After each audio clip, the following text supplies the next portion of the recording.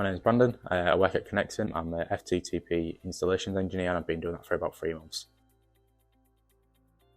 We're based in Hull on Clough Road, and we basically offer IoT, business and also residential connections.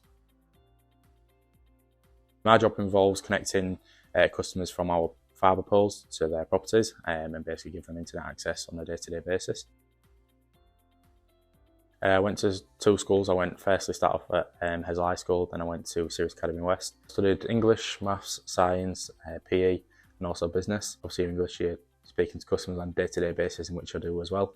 Maths was sort of a fault find, so we're doing fault finding every day, and I think Maths sort of helps you make fault finding a little bit easier. And then PE is sort of working as a team, communication, in which we do that with other engineers around us. Whilst I was working at school, I was doing jobs on a weekend, and after doing my jobs on a weekend, decided to take up an apprenticeship, which we've followed through, and now that's where I am from today.